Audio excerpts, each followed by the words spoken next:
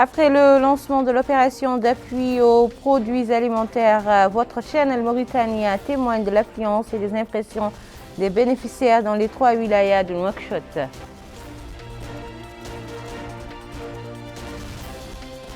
Fin de la semaine nationale de vaccination et les autorités compétentes intensifient leurs efforts pour que cette opération se poursuive au niveau des centres et points de santé.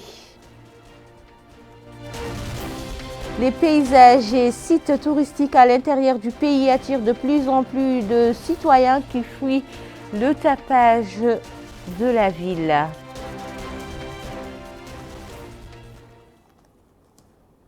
Merci de vous joindre à nous. Pour se prémunir de la COVID-19, faites-vous vacciner et respectez les mesures barrières. Dans le cadre des efforts des pouvoirs publics visant à atténuer les conséquences socio-économiques de la pandémie de la COVID-19, l'Union nationale du patronat mauritanien a ouvert à Nouakchott 300 boutiques pour vendre à des prix réduits les denrées de première nécessité. C'est un compte rendu de Mohamed Khattat.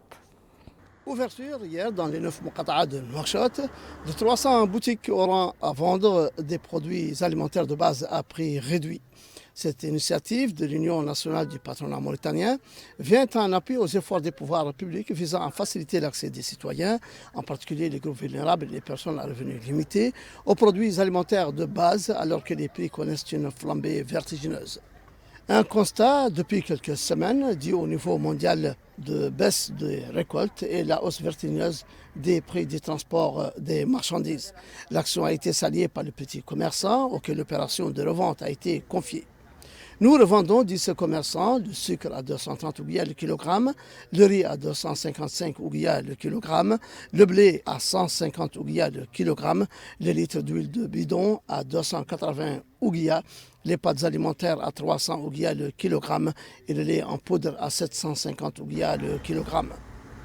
Nous louons cette initiative des pouvoirs publics et de la Fédération des commerçants 17 autres pour cette intervention dans ce contexte difficile, notamment sanitaire, alors que les prix sont élevés de façon vertigineuse. Les couches sociales bénéficiaires ont salué cette baisse de prix, appelant à la faire durer le plus longtemps possible et de l'élargir pour englober plus de produits.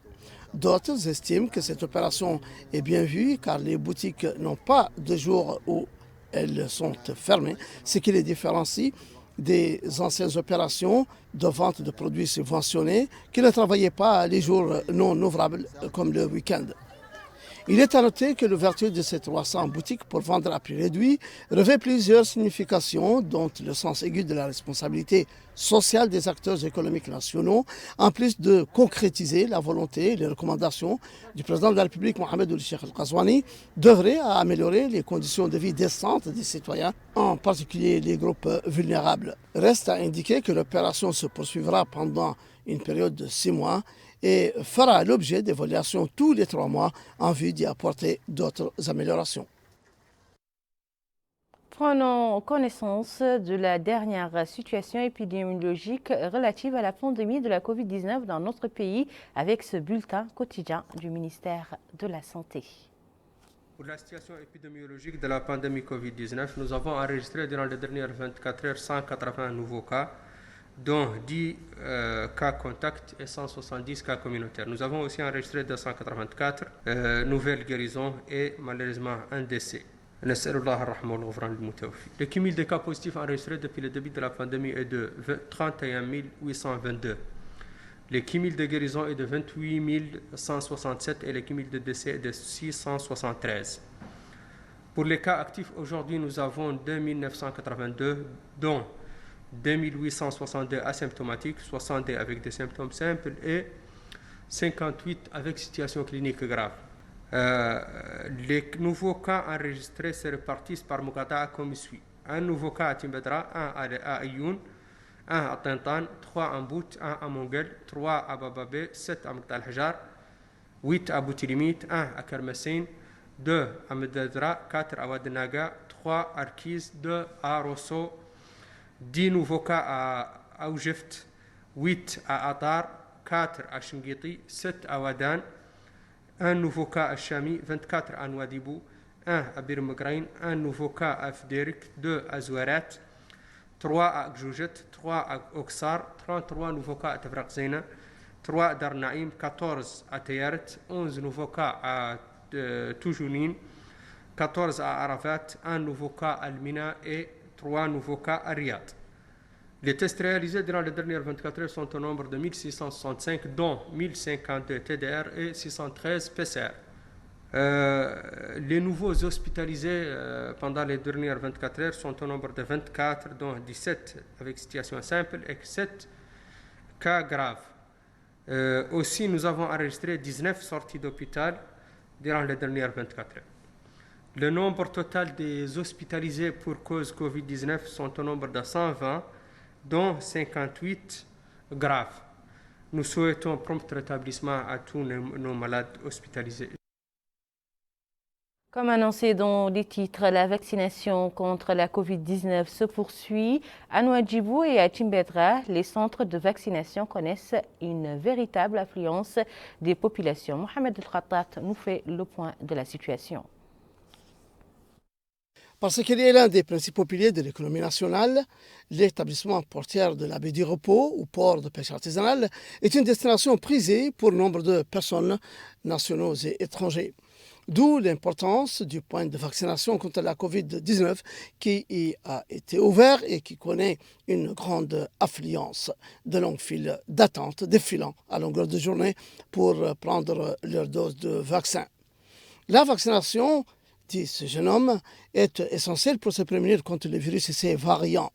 Lors de la campagne de vaccination, nous avons essayé de nous faire vacciner, mais les quantités disponibles n'étaient pas suffisantes pour tout le monde.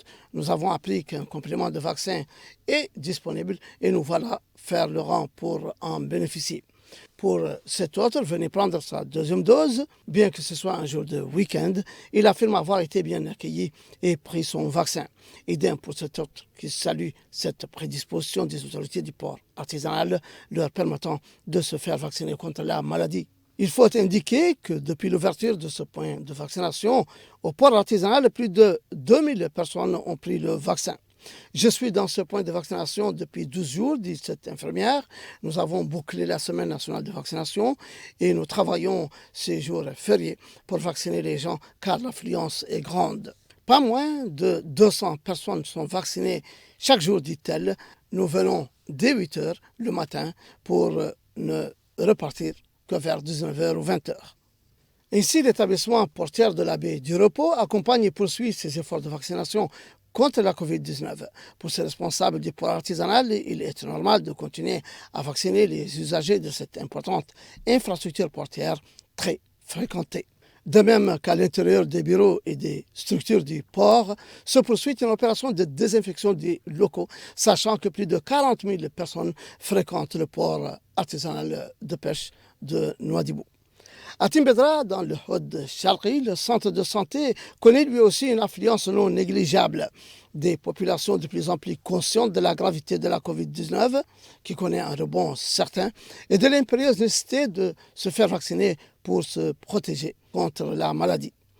Selon ce docteur, tout citoyen qui vient se faire vacciner passe d'abord par l'unité Covid-19 pour un test antigénique. S'il est positif, on lui donne un traitement symptomatique et un rendez-vous pour venir se faire vacciner. Si son test est négatif, il est enregistré et vacciné sur le champ. Nous avons constaté, après la deuxième campagne de vaccination, au cours de laquelle nous avons administré le vaccin Johnson & Johnson, que l'affluence est grande. Les populations sont de plus en plus nombreuses à venir se faire vacciner. Il est à noter que plus de 6 000 doses de vaccins ont été administrées au centre de santé de Timbedra, ce qui donne de la prise de conscience des populations qui se rient vers le centre de santé pour se vacciner, comme l'affirme ce monsieur qui souligne que la vaccination est essentielle pour se prémunir contre la maladie.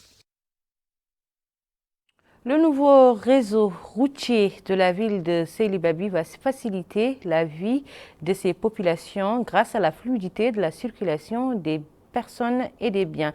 Il va permettre particulièrement en cette période des pluies. Les détails avec El Haj Abdullahi Din. Dans la ville de Sili Babi, l'achèvement des travaux de certaines parties des réseaux routiers a permis la fluidité du trafic des véhicules. Grâce à la modernisation de ces réseaux routiers, les carrefours et les intersections ne sont pas endommagés par le ruissellement des eaux pluviales. Ce qui n'était pas le cas auparavant où les inondations perturbaient sérieusement le trafic entre les quartiers et au niveau des points névralgiques de la ville. Les habitants de la ville louent l'exécution du projet réseau routier qui a allégé leurs souffrances et a diminué les dégâts matériels et humains durant la saison de l'hivernage. De leur côté, les conducteurs des taxis expriment leur appréciation quant à la construction des routes dans la ville, une réalisation, disent-ils, qui a mis fin aux pannes de leurs véhicules dues aux inondations ainsi qu'à l'arrêt périodique de leur travail. Le projet de modernisation du réseau routier lancé par le gouvernement a contribué à l'amélioration de l'aspect urbain de la ville, un aspect devenu salubre, débarrassé des eaux stagnantes. Cela a permis le désenclavement et a donné à la ville l'aspect qui suit à une capitale régionale. Les femmes de Chinguitti contribuent à la lutte contre la Covid-19 à travers la fabrication de masques en quantité suffisante pour les populations de la ville avec l'appui de la commune de Chinguitti. Amina Khalil nous en dit plus. La femme, pierre angulaire pour tout développement local ou national. Celle de Chinguitti n'en est pas l'exception. Dans un contexte marqué par la Covid-19 et avec l'appui de la commune de Chinguitti, les femmes de la ville ont mis en place un centre de production de masques de protection. Ce centre permet aux femmes de Chinguitti d'assurer l'autosuffisance locale en matière de masques et de contribuer à la lutte contre la Covid-19. Les membres du Rassemblement général des femmes de Mauritanie ont affirmé que la production de 1500 masques de protection a été assignée aux femmes de la Muqata'a et que celles-ci ont déjà mis ces masques à la disposition des populations locales afin de contribuer à la lutte contre la pandémie. L'une des femmes productrices dit avoir suivi une formation qu'a mise en place la commune de Chinguitti sur la couture des masques de protection. Ensuite, un groupe de femmes a été chargé de travailler jour et nuit pour produire la quantité requise. 1500 masques, précise-t-elle, ont déjà été distribués gratuitement au profit des populations locales. De son côté, le maire adjoint de la commune de Chinguitti, M. Sid Ahmed Oulfal Mbarak, a affirmé l'appui de sa commune à toutes les activités et initiatives féminines locales, en particulier celles visant à lutter contre la Covid-19, en plus d'autres activités comprenant l'assainissement de la ville et l'appui aux économies locales. La présente initiative s'inscrit dans le cadre des efforts déployés afin de préserver la santé publique et aider et appuyer des efforts féminins dans la wilaya de l'Adrar. La beauté de la nature des environs du pont de Melga en a fait une destination privilégiée des habitants de la Saba et d'autres venus d'autres wilayas se prélasser et goûter aux délices du farniente. El Haj Abdallah Hidjin. Le pont d'El Melga, situé à l'est de la ville de Kifa, constitue en cette période une destination privilégiée pour les habitants de la Saba et même pour d'autres visiteurs venus d'autres wilayas cherchant des lieux de repos et de détente. Cet endroit offre des paysages attirants, combinant une verdure intense et des eaux pluviales propres. Nombreuses sont les familles qui viennent dans ce lieu pour passer des moments agréables loin de toute tension liée à la vie urbaine. Ces visiteurs expliquent que ces lieux touristiques qui s'étend sur 7 km attire quotidiennement de nombreuses personnes liées par des relations amicales et familiales. Ces personnes-là viennent particulièrement en cette période de l'hivernage. En plein milieu de cette verdure et sous l'ombre du pont d'El Melga, ces visiteurs préparent leurs plats traditionnels, ils grillent de la viande et ils préparent le thé.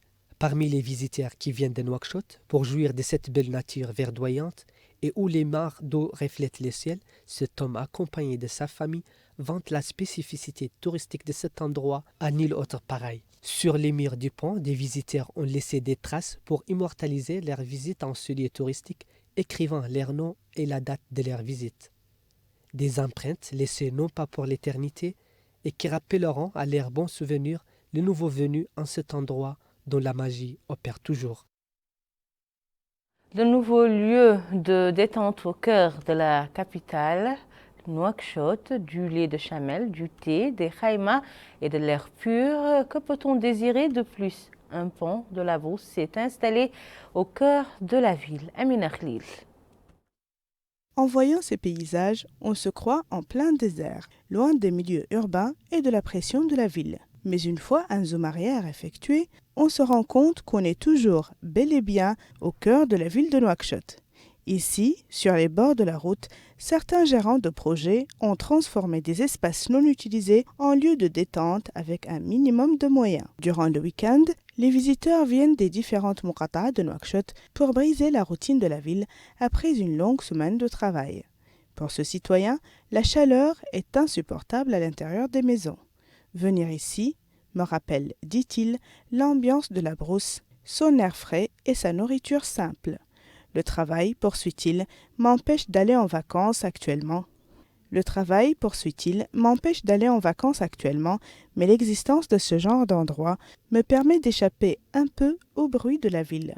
Du lait, de la grillade, du thé, en plus d'un espace ouvert. C'est ce qui nous amène ici, a-t-il résumé. Parallèlement à la saison d'hivernage, différents groupes de familles et amis viennent ici pour raviver les souvenirs de la brousse et profiter du lait frais de Chamel. Le gérant de ce lieu affirme qu'en période de chaleur, l'affluence des clients commence dès la fin de l'après-midi. La proximité des lieux permet aux familles de venir avec leurs enfants sans préparation préalable. Un lieu de villégiature à quelques kilomètres de chez soi facilite beaucoup la vie aux citoyens. Les températures élevées en saison d'hivernage poussent hommes et femmes à sortir de chez eux en quête d'un souffle d'air frais. Heureusement pour les employés, il n'est plus obligatoire de sortir de la ville pour en profiter.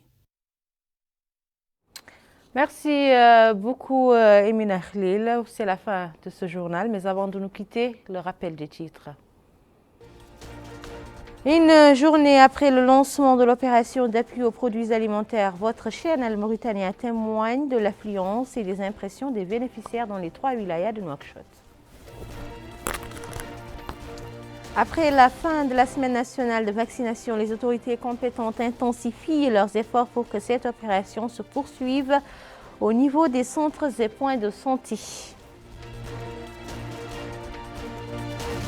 Dans ce journal, vous avez suivi les paysages et les sites touristiques à l'intérieur du pays qui attirent de plus en plus les citoyens qui fuient le tapage de la ville. N'oubliez surtout pas de porter vos masques, de vous protéger, car vous protéger, c'est protéger vos prochains. Faites-vous également vacciner pour lutter contre la propagation de la Covid-19. Je vous retrouve demain, Inch'Allah.